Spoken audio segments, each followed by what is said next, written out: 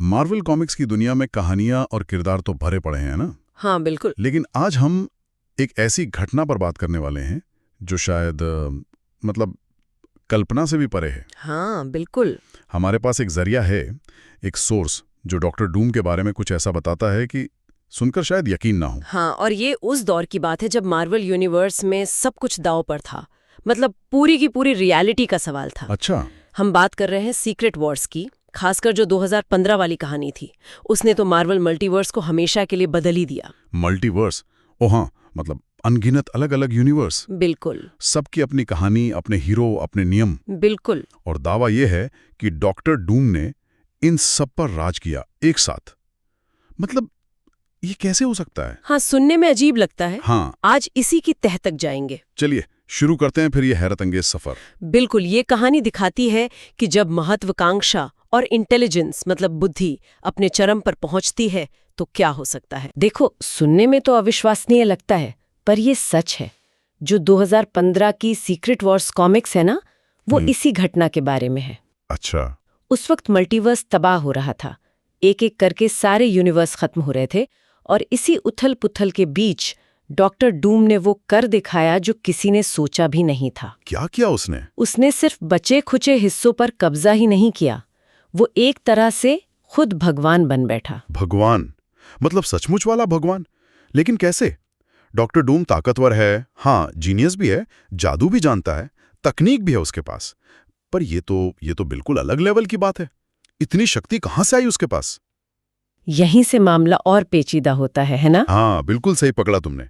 ये शक्ति उसकी अपनी नहीं थी। तो सोर्स बताता है कि डूम ने इसे बियॉन्डर्स नाम के प्राणियों से चुराया था। बियॉन्डर्स? ये कौन थे? बियॉन्डर्स को समझना थोड़ा जरूरी है। ये मार्वल यूनिवर्स के सबसे रहस्यमयी और ताकतवर प्राणियों में से हैं।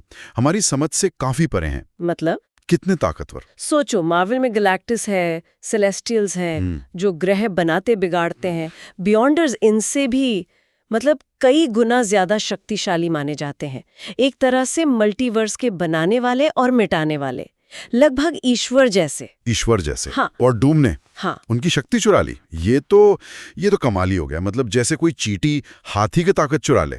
ये किया कैसे उसने? कुछ पता है? कोई जादू, कोई मशीन, या बस उसकी विल पावर? सोर्स कहता है कि ये एक बहुत जटिल और खतरनाक प्रक्रिया थी। और देखो, इसमें डूम अकेला भी नहीं था। अच्छा। कौन था साथ में? उसे डॉक्टर स्ट्रेंज और मॉलिक्यूल मैन जैसे किरदारों की कह सकते हैं कि मदद मिली थी, या वो इस प्लान का हिस्सा थे। असल में बियॉन्डर्स खुद ही मल्टीवर्स को खत्म करने वाले थे। ओह। और डूम ने न सिर्फ इसे रोकने का सोचा, बल्कि उनकी ही शक्ति को हथियाने का एक बहुत बहुत बड़ा प्लान बनाया। ये उसकी बुद्धि, उसकी प्लानिंग और उसका जो इरादा था ना, उसका नतीजा था। उसने एक जाल बिछाया जिसमें बियॉन्डर्स फंस गए और डूम उनकी लगभग सारी शक्ति का मालिक बन गया। ये सिर्फ ताकत चुराना नहीं था, ये तो जैसे रियलिटी के सारे नियम तोड़ने जैसा था। अविश्वसनीय। तो फिर क्या हुआ जब किसी के पास ऐसी ताकत आ जाए जो देवताओं से भी ज्यादा हो? दुनिया का क्या हुआ, मल्टीवर्स का? नतीजा भी उतना ही जबरदस्त था जितनी शक्ति। डूम ने क्या किया, उसने इस शक्ति से जो मल्टीवर्स खत्म हो रहा था उसके बचे खुचे टुकड़ों को इकट्ठा किया। हाँ। और उन्हें अपनी मर्जी से जोड़कर एक बिल्कुल नई दुनिया बना दी। और इस दुनिया का नाम रखा बैटल वर्ल्ड। Battle world? ये नाम तो ऐसा लगता है जैसे कोई जंग का मैदान हो। ये कैसी दुनिया थी? कोई ग्रह था? यहीं तो बात और मजेदार हो जाती है। बैटल वर्ल्ड कोई आम दुनिया नहीं थी, ये असल में एक, कह लो, पैचवर्क दुनिया थी। पैचवर्क मतलब? जैसे अलग अलग कपड़ों के टुकड़ों को जोड़कर रजाई बनाते ना, Exactly. वैसे हर टुकड़ा या डोमेन जो था वो एक अलग खत्म हो चुके यूनिवर्स का बचा हुआ हिस्सा था। अरे बाप रे। हाँ, सबकी अपनी संस्कृति, अपने किरदार, अपने नियम। सोचो, कहीं एस्कार्ड का एक हिस्सा, कहीं वेस्टलैंड्स का रेगिस्तान, कहीं मार्वल ज़ॉम्बीज वाला इलाका, और इन सबको एक साथ जोड़कर बना था बैटल वर्ल्ड। मतलब अलग अलग यूनिवर्स के बचे खुचे हिस्सों से बनी एक खिचड़ी दुनिया। और इस पे राज किसका था? जाहिर है सिर्फ एक का, डॉक्टर विक्टर वॉन डूम। वो इस नई बिखरी हुई रियलिटी का अकेला शासक था। अकेला? हाँ, उसका कहा ही कानून था, उसकी इच्छा ही हकीकत थी। वो सिर्फ राजा नहीं था, वो इस दुनिया का बनाने वाला और भगवान था। भगवान? उसने न सिर्फ दुनिया बनाई बल्कि उसने इतिहास को भी ऐसे बदल दिया कि ज्यादातर लोगों को याद ही नहीं था कि पहले कोई और दुनिया या मल्टीवर्स था भी। उनके लिए तो बैटल वर्ल्ड हमेशा से था और डूम हमेशा से उसका ईश्वर था। ये तो दिमाग घुमा देने वाली बात है।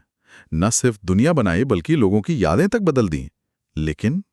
लेकिन मार्वल के heroes, Thor, Captain America, Iron Man, Reed Richards, Susan Storm, जो बच गए होंगे, वो क्या कर रहे थे? चुपचाप देख रहे थे? किसी ने इस नए भगवान को चैलेंज नहीं किया? कोशिशें तो हुई और बहुत जबरदस्त कोशिशें हुई। बैटल वर्ल्ड के अलग अलग हिस्सों में कई हीरोज थे। धीरे धीरे उन्हें पुरानी दुनिया की सच्चाई याद आने लगी। अच्छा। उन्होंने डूम के खिलाफ विद्रोह भी किया, लेकिन सोर्स यही कहता है कि डूम की शक्ति उस समय इतनी ज्यादा थी कि मार्वल के सबसे ताकतवर और बुद्धिमान हीरो भी उसके सामने कुछ नहीं कर पाए। सबसे ताकतवर और बुद्धिमान जैसे कौन? खास तौर पर 2 नाम लिए जाते हैं, डॉक्टर स्ट्रेंज और रीड रिचर्ड्स। एक minute, doctor strange, supreme sorcerer, जिसके जादू का कोई मुकाबला नहीं, और रीड रिचर्ड्स, मिस्टर फैंटास्टिक, दुनिया का सबसे स्मार्ट इंसान, जिसने न जाने कितनी बार दुनिया बचाई है। वो भी डूम को नहीं रोक पाए। कैसे हराया डूम ने उन्हें? हाँ, यही तो बात है जो इसे और भी चौंकाने वाला बनाती है। डॉक्टर स्ट्रेंज जो जादू में माहिर हैं, वो तो डूम के लिए एक तरह से शेरिफ जैसा काम कर रहे थे। शेरिफ? Doctor strange? हाँ, कानून व्यवस्था बनाए रखने में मदद कर रहे थे। शायद उन्हें लगा कि डूम ही अकेला तरीका है किसी तरह की व्यवस्था बनाए रखने का। लेकिन जब स्ट्रेंज ने हीरोज की मदद करने की कोशिश की तो डूम ने उसे पलक झपकते ही मार डाला। क्या? मार डाला डॉक्टर स्ट्रेंज को? हाँ, सोचो, सुप्रीम सॉर्सरर को इतनी आसानी से खत्म कर दिया। ओह, और रीड रिचर्ड्स का क्या हुआ? डूम का सबसे पुराना दुश्मन। रीड रिचर्ड्स और कुछ और हीरोज थे जैसे ब्लैक पैंथर, नामोर, वो बच निकलने में कामयाब हुए थे और उन्होंने डूम के खिलाफ आखिरी लड़ाई का प्लान बनाया। हाँ, रीड रिचर्ड्स तो जीनियस है। बिल्कुल, रीड की बुद्धि हमेशा उसका सबसे बड़ा हथियार रही है। लेकिन अब डूम सिर्फ बुद्धिमान नहीं था, वो तो रियलिटी को कंट्रोल कर रहा था, जैसे कोई कंप्यूटर गेम का एडमिन हो जो कोड बदल सकता हो। अच्छा। रीड ने डूम को चैलेंज किया, लेकिन डूम की शक्ति के सामने उसकी सारी स्ट्रैटेजीज कमजोर पड़ गईं। इससे पता चलता है कि डूम सिर्फ ताकतवर नहीं बना था, उसने तो खेल के नियम ही बदल दिए थे। तो अगर डॉक्टर स्ट्रेंज और रीड रिचर्ड्स जैसे लोग भी उसे नहीं रोक पाए, तो जाहिर है उसे सिर्फ डॉक्टर डूम कहना तो ठीक नहीं लगता होगा। जब कोई सचमुच भगवान बन जाए तो लोग उसे क्या कहने लगे? कोई खास नाम मिला उसे? बिल्कुल, सोर्स के मुताबिक उसे अब सिर्फ डॉक्टर डूम नहीं कहा जाता था, उसे एक नई बहुत भव्य उपाधि मिली, God Emperor Doom. God Emperor Doom? हाँ, ईश्वर सम्राट डूम। ये नाम ही उसकी हैसियत बताने के लिए काफी था। वो बैटल वर्ल्ड का सर्वशक्तिमान ईश्वर था। उसकी पूजा होती थी, लोग उससे डरते थे और उसकी मर्जी के बिना पत्ता भी नहीं हिलता था। पूजा भी होती थी? हाँ, और उसने अपनी एक थॉर कॉप्स भी बनाई थी। थॉर कॉप्स मतलब बहुत सारे थॉर? हाँ, अलग अलग यूनिवर्स के थॉर का एक पुलिस फोर्स टाइप, जो उसके ऑर्डर मानते थे और लागू करते थे। गॉड एम्परर डूम, ईश्वर सम्राट डूम, थॉर कॉप्स, ये सब सुनना ही मतलब किसी एपिक कहानी ऐसा लगता है। अक्सर विलन दुनिया जीतना चाहते हैं या ज्यादा से ज्यादा गैलेक्सी, लेकिन पूरी मल्टीवर्स का भगवान बन जाना, अपनी मर्जी से रियलिटी को बनाना बिगाड़ना, ये तो मतलब महत्वाकांक्षा की हद है। सही कहा तुमने, और इसीलिए ये घटना मार्वल यूनिवर्स में इतनी अहम मानी जाती है।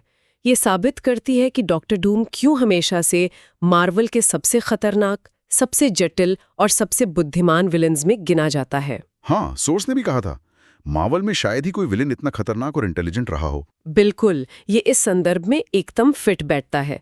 उसकी नज़र हमेशा सबसे बड़े इनाम पर रहती है और वो उसे पाने के लिए किसी भी हद तक जा सकता है। उसमें एक अटूट आत्मविश्वास है। वो मानता है कि सिर्फ वो ही जानता है कि दुनिया को कैसे चलाना चाहिए, भले ही उसके लिए उसे भगवान ही क्यों न बनना पड़े। वाकई ये एक ऐसी कहानी है जो सोचने पर मजबूर करती है कि ताकत और महत्वाकांक्षा इंसान को कहां तक ले जा सकती हैं। सुनने में ही बड़ा क्रेजी फैक्ट लगता है ना? हाँ, ये मार्वल के उन पलों में से हैं जो दिखाते हैं कि कॉमिक्स की दुनिया में कल्पना की कोई सीमा नहीं होती, किरदारों की ताकत की कोई हद नहीं हो सकती। तो चलो एक बार फिर से देख लेते हैं। इस सोर्स से हमने डॉक्टर डूम के इस अविश्वसनीय काम के बारे में क्या-क्या मेन बातें जानी। पहला, उसने बियॉन्डर्स नाम के लगभग भगवान जैसे प्राणियों की शक्ति चुराई। हाँ, दूसरा, उस शक्ति से उसने खत्म होती मल्टीवर्स के टुकड़ों से बैटल वर्ल्ड नाम की एक नई दुनिया बना डाली। बिल्कुल तीसरा, वो उस दुनिया का गॉड एम्परर डूम यानी ईश्वर सम्राट बन गया। सही। और चौथा, यहां तक कि डॉक्टर स्ट्रेंज और रीड रिचर्ड्स जैसे मार्वल के सबसे बड़े, सबसे स्मार्ट हीरो भी उसे रोकने में फेल हो गए। ये सब क्या दिखाता है? ये मार्वल यूनिवर्स में शक्ति, बुद्धि और इच्छा शक्ति के चरम का एक अनोखा उदाहरण है। बिल्कुल। और अगर हम इसे थोड़ा और गहराई से देखें ना, तो ये घटना सिर्फ डूम की ताकत दिखाने से कहीं ज्यादा है। अच्छा। ये मार्वल यूनिवर्स के नेचर के बारे में भी कुछ बताती है। ये दिखाती है कि यहाँ नियम कितने बदल सकते हैं, शक्ति की परिभाषा कैसे बदल सकती है, और कैसे एक इंसान का पक्का इरादा, चाहे वो अच्छे के लिए हो या बुरे के लिए, उसे मामूली इंसान से उठाकर भगवान के करीब ले जा सकता है। ये डूम के कैरेक्टर की कॉम्प्लेक्सिटी को भी दिखाता है। वो सिर्फ पावर का भूखा विलन नहीं है, कम से कम अपनी नजर में तो नहीं। मतलब वो मानता है कि वो जो कर रहा है वो जरूरी है, कि सिर्फ वही ऑर्डर ला सकता है, भले ही उसका ऑर्डर एक तानाशाही क्यों ना हो। बैटल वर्ल्ड पर उसका राज क्रूर था, हाँ, लेकिन एक तरह की स्टेबिलिटी भी थी। ये एक दिलचस्प पॉइंट है। क्या सोर्स इस पर कुछ बताता है कि गॉड एम्परर बनने के बाद डूम का बर्ताव कैसा था? क्या वो सिर्फ एक तानाशाह था या उसमें कोई बदलाव भी आया था? सो सीधे तौर पर उसके राज के हर पहलू को डिटेल में नहीं बताता, लेकिन सीक्रेट वॉर्स की कहानी अगर देखो तो पता चलता है कि वो अभी भी डूम ही था, अहंकारी, आत्मविश्वासी और अपनी नज़र में हमेशा सही। हाँ, उसने बैटल वर्ल्ड पर एक तरह का कंट्रोल तो बनाया था, तबाही को रोका था, लेकिन ये कंट्रोल डर और दमन पर टिका था। उसने सूजन स्टॉर्म को अपनी रानी बना रखा था, जो असल में रीड रिचर्ड्स की पत्नी है, और रीड के बच्चों को अपना मानता था। ये उसकी थोड़ी विकृत मानसिकता दिखाता है। वो शायद सच में मानता था कि वो एक बेहतर दुनिया बना रहा है, लेकिन वो दुनिया उसकी अपनी शर्तों पर थी। उसकी अच्छाई और बुराई की लाइन हमेशा से बहुत धुंधली रही है। समझ गया। तो ये सिर्फ शक्ति पाने की कहानी नहीं है, बल्कि उस शक्ति के साथ जो जिम्मेदारी आती है और उसके जो नतीजे होते हैं, उसकी भी कहानी है, जिसे डूम ने अपने तरीके से निभाया। हाँ, बिल्कुल।